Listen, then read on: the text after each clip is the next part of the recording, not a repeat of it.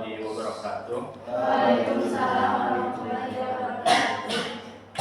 Alhamdulillahilladzi ja'ala al-Ka'bata qiblatan lil muslimin wa ja'ala al-Islama dinan lil muslimin wa ja'ala al-Qur'ana kitaban lil 'aqilin wa ja'ala Muhammad akhiral anbiya'i wal mursalin.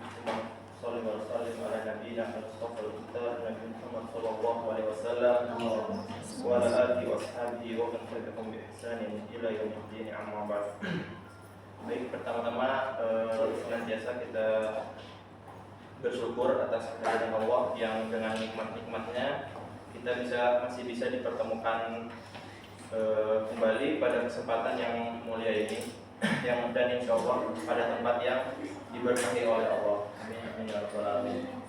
Kemudian pada kesempatan pagi ini kami dari kelompok 10 akan sedikit menjelaskan tentang makalah yang telah kami buat. Kami buat yang berjudul tentang filsafat pendidikan Islam menurut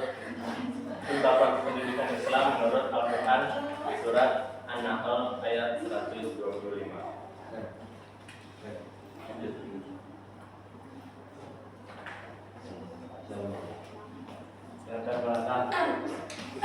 Latar belakang filsafat pendidikan Islam menurut Al-Quran. Penulis menyusun judul ini karena banyaknya para pendidik terutama dalam ilmu agama Islam yang belum mencapai dan mendalami hakikat asli pendidikan Islam itu sendiri. Terutama pada zaman saat ini banyaknya para guru-guru muda Gen Z yang mengajar hanya sekedar mengajar tanpa mengerti bagaimana konsep pendidikan Islam sesungguhnya. Dan surat An-Nahl ayat 125 bisa menjadi salah satu gerbang untuk mengetahui bagaimana konsep pendidikan Islam ini.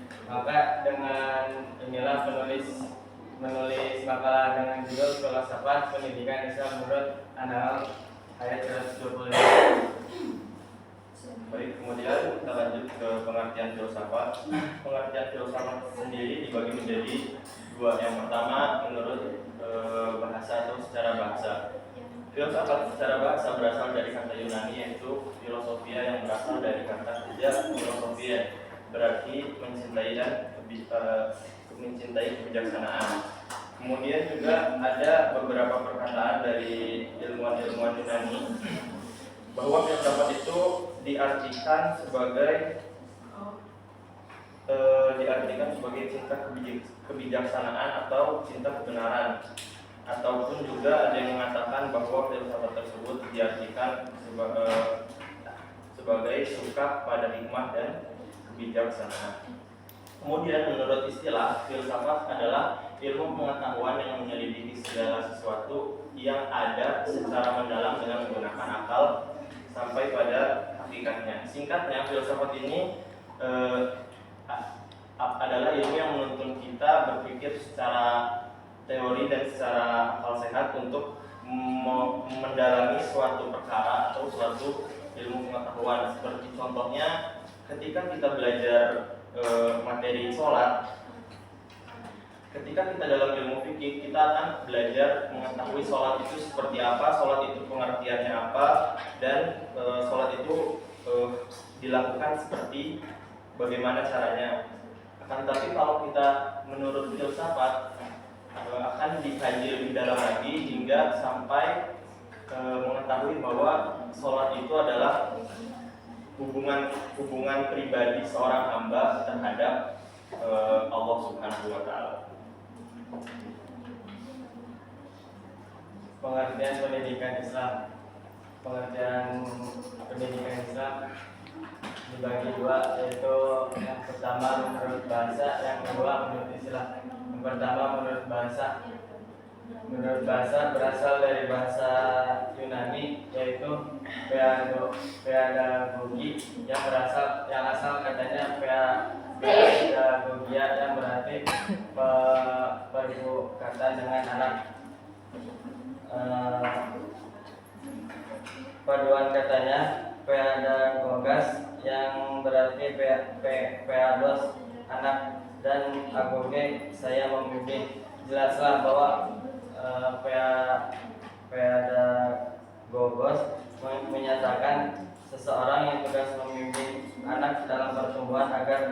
diri sendiri. Yang kedua, menurut istilah suatu kegiatan membimbing seseorang, terutama seorang anak pada masa pertumbuhannya, dengan landasan nilai-nilai ajaran agama Islam yang tentunya jika dilandaskan dengan nilai-nilai agama Islam.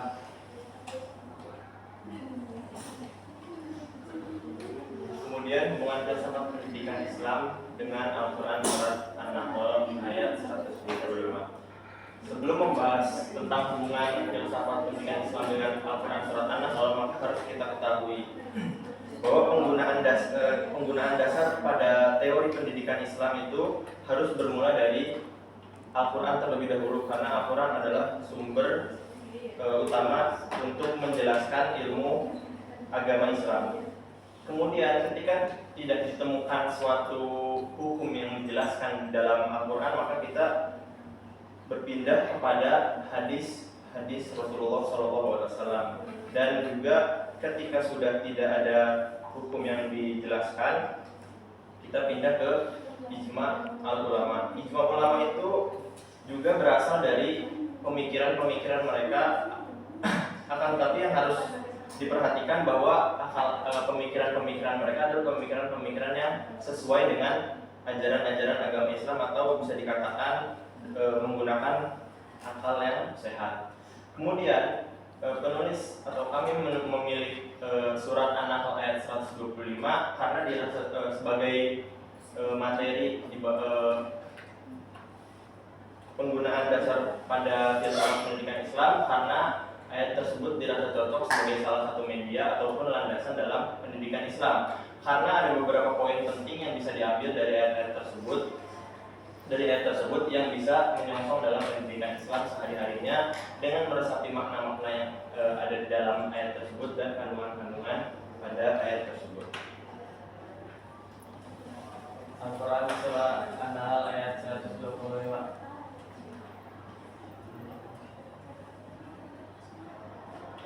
A'udzu billahi minasyaitonir rajim. Ud'u ila sabili rabbika bil hikmati wal mau'izatil hasanah wajadilhum billati hiya ahsan. Inna rabbaka huwa a'lamu biman dhalla an sabilihi wa huwa a'lamu bil muhtadin. Ya, artinya, serulah manusia kepada jalan Tuhanmu dengan hikmah dan pengajaran yang baik, dan bantahlah dengan mereka dengan cara yang baik. Sesungguhnya Tuhanmu dialah yang lebih mengetahui siapa yang tersesat dari jalannya, dan dialah yang lebih mengetahui orang-orang yang mendapatkan petunjuk. Quran surat An-Nahl ayat 125. Kemudian ada 3 poin pesan moral yang dapat diambil dari ayat ini. Yang pertama adalah anjuran menyeru atau berdakwah pada atau mengajarkan orang lain kepada ajaran agama Islam. Pesan moral ini dapat diambil dari penggalan ayat, yaitu ud'u ila sabili rabbik. Kemudian yang kedua, anjuran mengajarkan atau menyampaikan sesuatu harus dengan cara yang baik. Penggalan tersebut diambil dari ayat bil hikmati wal mau'izatil hasanah. Dan yang ketiga adalah penetapan sifat Allah yang Maha mengetahui. Pesan moral ini diambil dari penggalan ayat, yaitu inna rabbaka huwa a'lamu biman dhalla an sabilihi wa huwa a'lamu bil muhtadin.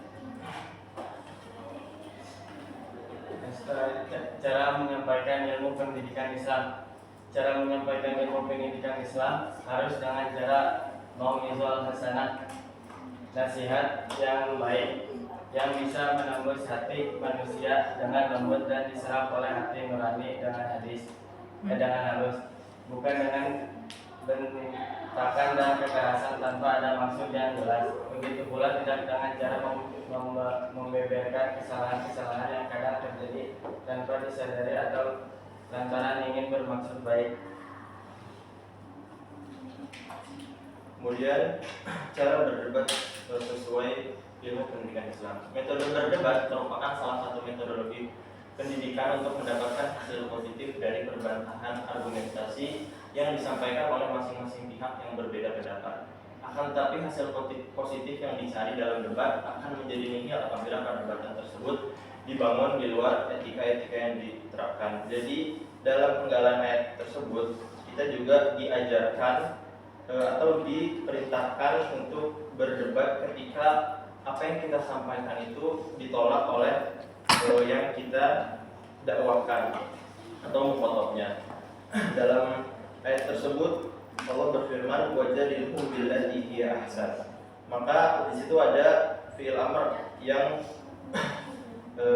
berkonsekuensi untuk memerintahkan kita untuk mengajak perdebatan kepada yang menolak argumentasi kita ketika kita telah menjelaskan atau ketika kita telah berdakwah. Akan tapi cara berdebat pun harus dengan cara yang baik, tidak dengan marah-marah, tidak dengan penuh emosi. Karena ketika kita berdebat akan tapi yang dikedepankan adalah emosi dan ego, maka itu akan menghasilkan atau menyebabkan perpecahan antara kedua belah pihak.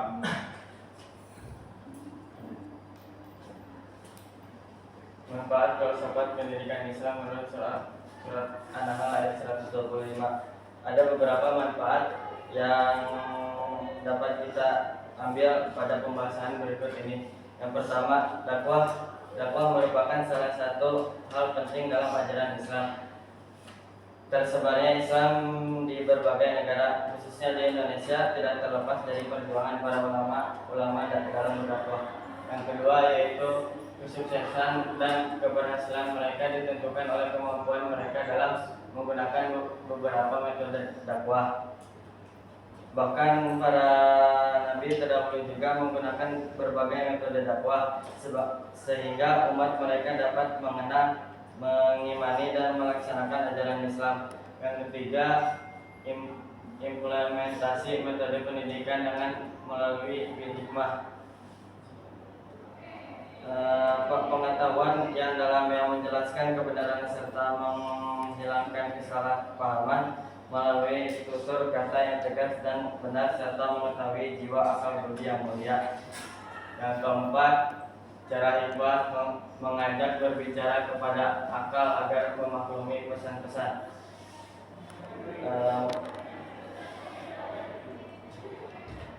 Dakwah dengan mau'izah adalah hasanah, mengajak berbicara kepada hati dan perasaan agar menyadari dan tergetak untuk bertindak. Yang kelima,